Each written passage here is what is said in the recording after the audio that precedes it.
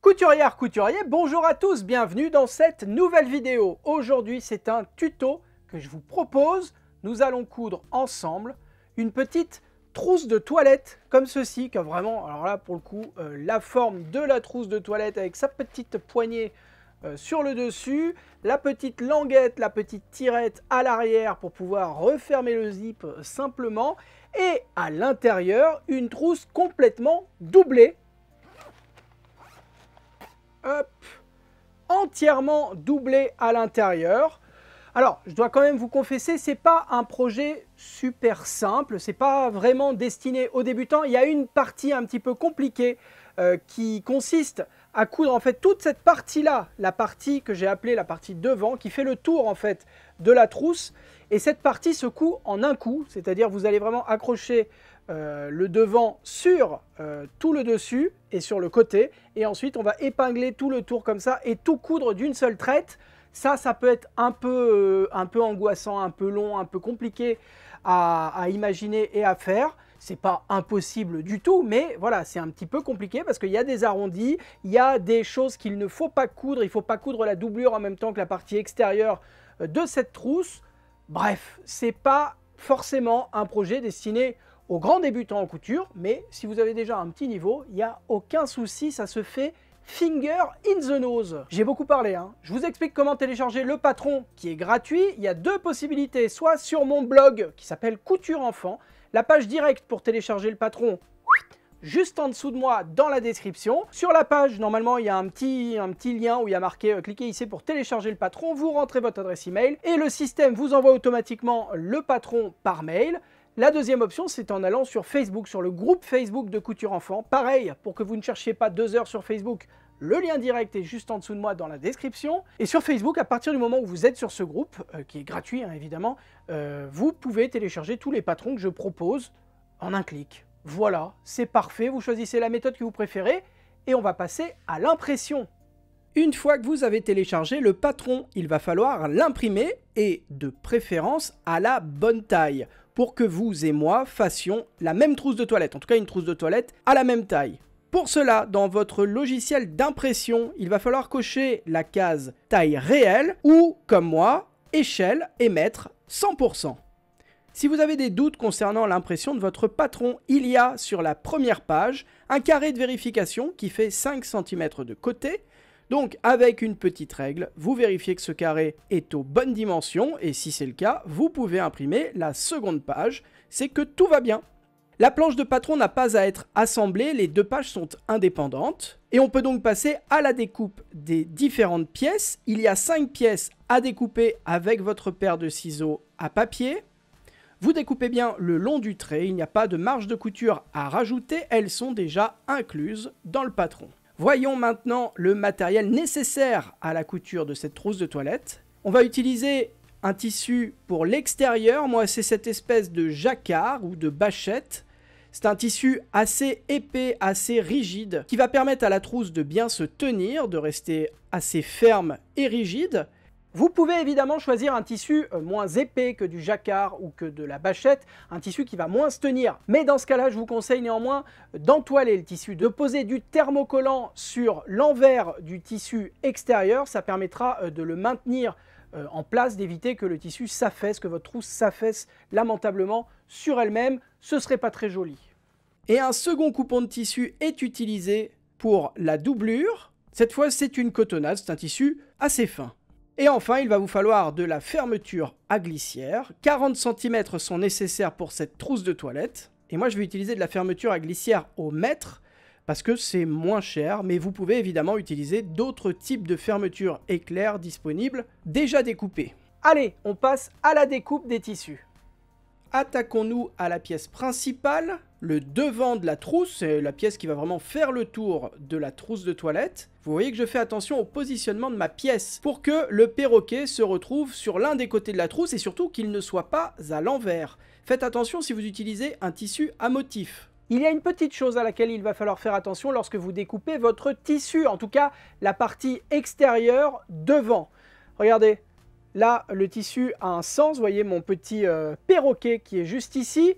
Et de l'autre côté, il n'y a rien. C'est fait exprès Parce que si j'avais mis mon perroquet dans ce sens-là, il aurait été à l'envers. La pièce étant d'un seul tenant, hop là, d'un côté ça va être dans le bon sens et de l'autre dans le mauvais. Si vous voulez néanmoins utiliser un tissu avec un sens, il y a des solutions. Évidemment, c'est de la couture, on fait ce qu'on veut.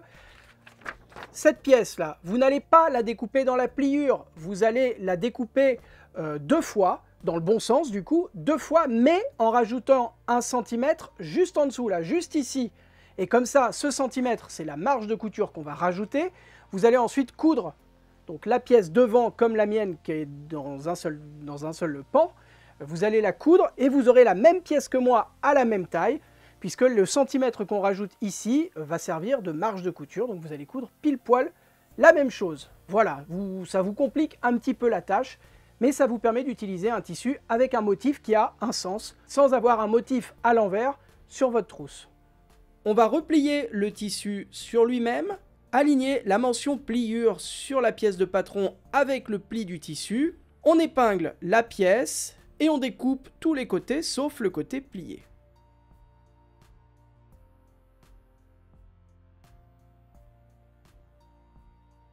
On va procéder exactement de la même manière avec la pièce du dessus. On replie le tissu sur lui-même, on positionne la pièce en alignant la mention pliure avec le pli du tissu, on épingle tout autour et on découpe tous les côtés sauf le côté plié. Et cette pièce, nous en avons besoin 2 fois dans le tissu extérieur, donc rebelote. Pour la pièce des côtés, on en a besoin également 2 fois, donc on va replier son tissu sur lui-même, positionner la pièce des côtés au beau milieu, épingler tout autour et découper, et ainsi en une seule découpe, on a bien nos 2 pièces nécessaires. Pour la pièce de la poignée, on en a besoin également 2 fois, donc rebelote. Comme pour les côtés, on replie le tissu sur lui-même, on positionne la pièce au milieu, et avec sa paire de ciseaux à tissu, on découpe tous les côtés, et ainsi, en une seule découpe, on a bien nos 2 pièces. Et pour la languette, cette fois-ci, on n'en a besoin qu'une seule fois dans le tissu extérieur, on positionne sa pièce sur le tissu directement, on épingle, on découpe tout autour, et basta. Ça, c'était pour le tissu extérieur. Il va falloir refaire exactement la même chose dans la doublure pour la pièce du devant, du dessus et des côtés. C'est parti. Allez, on passe à l'assemblage et à la couture. On commence par positionner la fermeture éclair endroit face à soi et par-dessus, endroit contre endroit, on vient positionner l'un des dessus en alignant le bord contre la fermeture à glissière comme ceci. On positionne la bande au milieu de la fermeture, on épingle tout le long, on retourne l'ensemble et on va positionner à nouveau endroit contre endroit, le dessus mais cette fois dans la doublure. On reporte les petites épingles ou les pinces comme moi pour maintenir les 2 bandes de tissu et la fermeture à glissière. Et à la machine à coudre, on va piquer au plus près des dents du zip, juste ici. Pour coudre une fermeture à glissière, il est préférable d'utiliser un pied spécial à fermeture à glissière. Il est fait pour, donc autant en profiter. On va piquer au point droit, au plus près des dents du zip, en débutant et en terminant notre couture par un point d'arrêt. Un point d'arrêt, c'est simplement une marche arrière suivie d'une marche avant à la machine à coudre. Et le fait de piquer les points l'un sur l'autre bloque les petits fils de couture et évite qu'ils ne se défassent avec le temps. Et on va faire des points d'arrêt au début et à la fin de chaque couture dans ce tuto.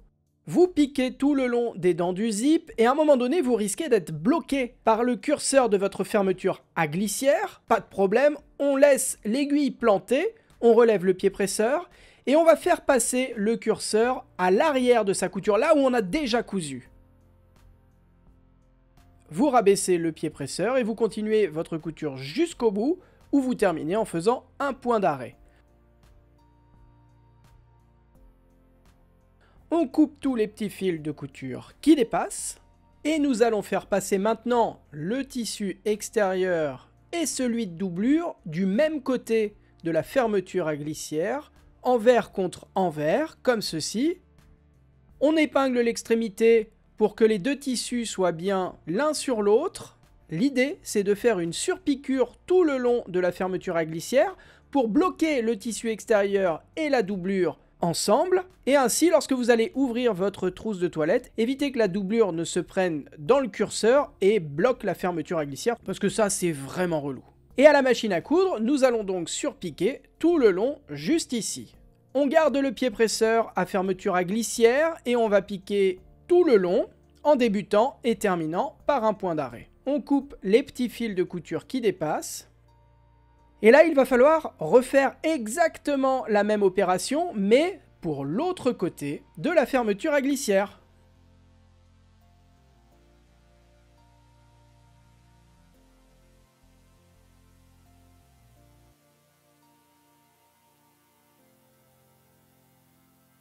Le pied à fermeture à glissière, c'est finito, vous pouvez le ranger et remettre le pied standard de votre machine à coudre. Attaquons-nous maintenant à la languette.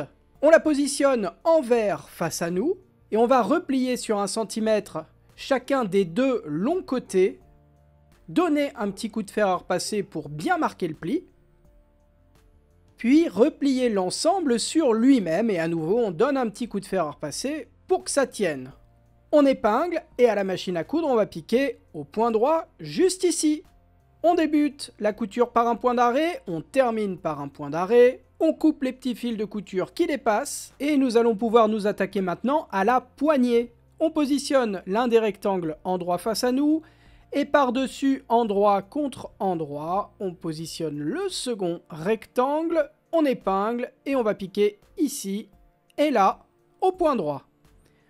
À la machine à coudre, on pique à 1 cm du bord en débutant et terminant par un point d'arrêt. La même chose de l'autre côté. On coupe les petits fils de couture qui dépassent et on retourne la poignée sur l'endroit. Alors à partir de là, je vous conseille de donner un coup de fer à repasser pour que ce soit bien propre et éventuellement, si vous voulez, vous pouvez faire une surpiqûre de chaque côté. Ça donnera un petit style en plus, mais ça n'apportera rien d'autre. On s'attaque maintenant au côté de la trousse de toilette. On va vérifier dans quel sens la fermeture éclair s'ouvre. Vous voyez que moi, elle s'ouvre vers la gauche. Je vais donc, à gauche, positionner la languette que nous venons de faire. On la replie sur elle-même et on la positionne vers l'intérieur, à l'extrémité comme ceci. Et à la machine à coudre, on va piquer au point droit à 0,5 cm du bord. On coupe les petits fils de couture qui dépassent. Et nous allons maintenant positionner les côtés. On commence avec l'extérieur. On place l'un des côtés endroit contre endroit, comme ceci, et on épingle. La même chose, évidemment, de l'autre côté. Et on retourne l'ouvrage pour y placer les pièces de côté dans la doublure de la même façon. On reporte les petites épingles ou les pinces comme moi. Revenons sur l'endroit, si vous le voulez bien, pour y placer des repères, puisque nous allons piquer à 1 cm du bord, mais nous allons débuter et terminer notre couture à 1,5 cm de l'extrémité. Juste là, moi je me mets un repère pour être sûr de m'arrêter exactement où il faut. Je fais exactement le même repère de l'autre côté. Et la même chose en face. Et à la machine à coudre, on va donc piquer au point droit à 1 cm du bord en partant du repère à 1,5 cm et en allant jusqu'à l'autre repère à 1,5 cm de l'autre côté. À la machine à coudre, on est toujours au point droit à 1 cm du bord et on part du repère à 1,5 cm pour aller jusqu'à l'autre à 1,5 cm également et on termine en faisant un point d'arrêt. On coud de la même façon l'autre côté.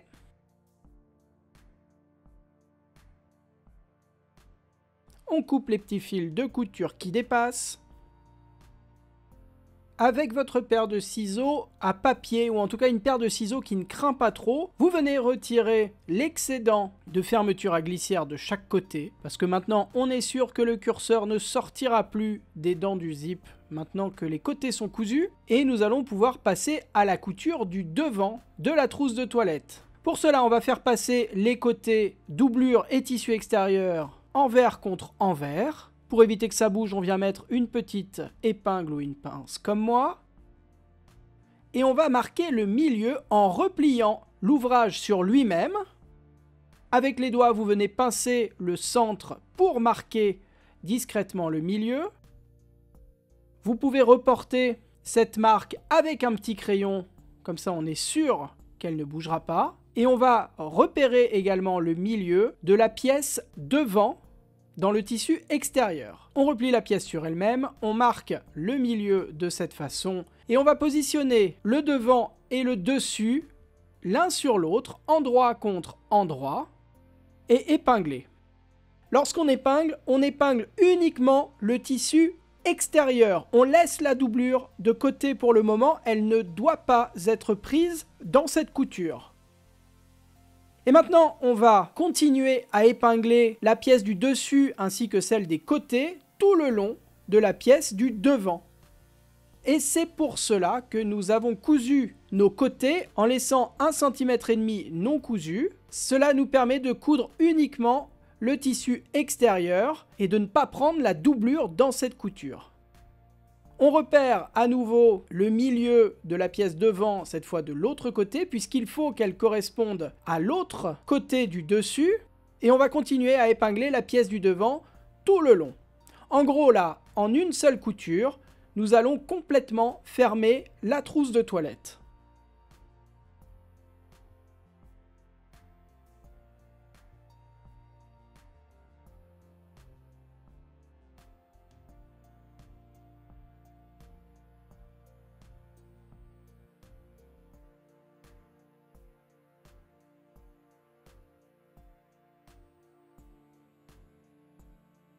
Et alors, on aurait pu le faire avant même de commencer à accrocher la pièce de devant, mais on va le faire maintenant. Nous allons placer la poignée. Cette dernière se positionne sur la pièce du côté, comme ceci.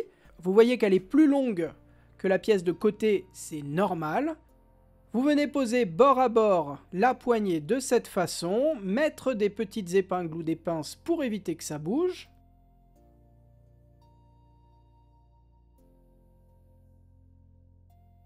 Et nous allons la fixer en même temps que la partie devant de la trousse. Encore une fois, vous faites bien attention à ne pas accrocher au passage la doublure. Celle-ci doit toujours être séparée du tissu extérieur. Et vous venez continuer à accrocher la partie devant avec le reste de la trousse.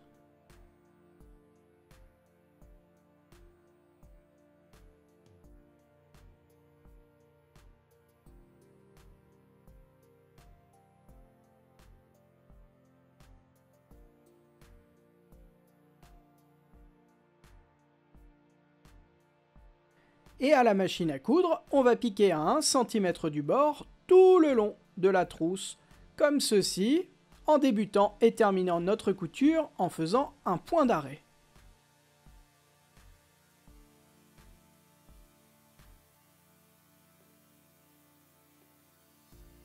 Pour bien réussir cette couture, vous allez prendre votre temps, surtout dans les arrondis, pour que les deux parties du tissu, les deux parties que vous êtes en train d'assembler, soient bien face à face. Donc vous n'hésitez pas à prendre votre temps et à repositionner le tissu au fur et à mesure pour qu'il soit bien mis. On coupe les petits fils de couture qui dépassent et nous allons cranter les arrondis de la trousse de toilette. Cranter un arrondi, c'est simplement venir donner une petite incision, un petit coup de ciseau dans les marges de couture au niveau des arrondis, et cela évite, lorsqu'on va retourner la trousse sur l'endroit, cela évite d'avoir des bourrelets et des endroits où le tissu se tire et tiraillé. Et j'espère que vous avez apprécié former la trousse pour le tissu extérieur, parce que nous allons faire exactement la même chose avec la doublure. À la différence que cette fois-ci, nous allons laisser une petite ouverture sur le dessus, ouverture qui va nous servir à retourner l'ensemble sur l'endroit à la fin. Comme tout à l'heure, on marque le centre de la pièce du devant et on la positionne sur le centre de la pièce du dessus de la trousse de toilette. On est endroit contre endroit et on va épingler tout le long. Encore une fois, on prend bien son temps pour bien mettre bord à bord la doublure avec la doublure. À aucun moment, il ne faut que le tissu extérieur ne soit pris dans cette couture, donc on épingle uniquement la doublure. Et lorsqu'on a fait tout le tour, on laisse bien une ouverture sur le dessus, une ouverture d'une dizaine de centimètres qui va nous servir à retourner la trousse de toilette sur l'endroit à la fin. À la machine à coudre, on est toujours à 1 cm du bord avec le pied presseur standard. On débute sa couture en faisant un point d'arrêt. On pique tout le long de la doublure en prenant bien son temps, surtout dans les arrondis. Si besoin, on réajuste les tissus pour qu'ils soient bien bord à bord lors de la couture. Et lorsqu'on a quasiment fait tout le tour, on n'oublie pas de laisser cette fameuse ouverture d'une dizaine de centimètres et on termine en faisant un point d'arrêt. On coupe tous les petits fils de couture qui dépassent. À nouveau, on va cranter les arrondis dans la doublure pour éviter que le tissu ne tire. Et par l'ouverture que nous avons laissée, on retourne la trousse sur l'endroit. On repousse bien les bords pour donner une jolie forme à sa trousse de toilette et nous allons maintenant refermer l'ouverture que nous avons laissée. On rentre les marges de couture à l'intérieur de la trousse et à partir de là, il y a deux options. Soit vous faites une couture invisible à la main, et moi la couture à la main c'est pas trop mon truc, soit vous faites une surpiqûre discrète au point droit de la machine à coudre et c'est plutôt cette option que je vais privilégier. On referme l'ouverture avec des petites épingles ou des pinces et on va donc surpiquer au plus près du bord, juste ici. À la machine à coudre, on débute et on termine sa couture en faisant un point d'arrêt. On coupe les petits fils de couture qui dépassent et votre trousse de toilette est terminée. Bravo à vous! Hop là! Merci à toutes et tous d'avoir suivi ce tuto jusqu'ici, j'espère qu'il vous a plu. Si c'est le cas, vous connaissez la rengaine, vous n'hésitez pas à me le dire en laissant un petit commentaire, un pouce en l'air et surtout en vous abonnant à la chaîne YouTube. C'est le gros bouton rouge juste ici, là, où il y a marqué abonnement. Vous cliquez, c'est gratuit. On est quasiment à 300 000 abonnés. Là, j'aimerais bien les atteindre avant début 2023. Statistiquement, c'est pas possible, mais je vous sais capable de miracles. Je sais qu'il y a beaucoup de gens qui me regardent sans être forcément abonnés. Donc c'est le moment. Et si vous voulez soutenir mon travail, si vous voulez donner un petit peu d'argent via YouTube, c'est possible avec le bouton rejoindre qui normalement est par ici. Bouton qui vous permet donc de donner quelques euros chaque mois. C'est YouTube qui fait le dispatch, qui me rend ensuite ce que vous me donnez. Donc c'est voilà, à votre bon cœur. Si vous pouvez, si vous ne pouvez pas, il n'y a aucun souci. Je le comprends très largement. Moi, je vous dis à la semaine prochaine pour une nouvelle vidéo. D'ici là, prenez soin de vous. Bonne couture. Bye bye.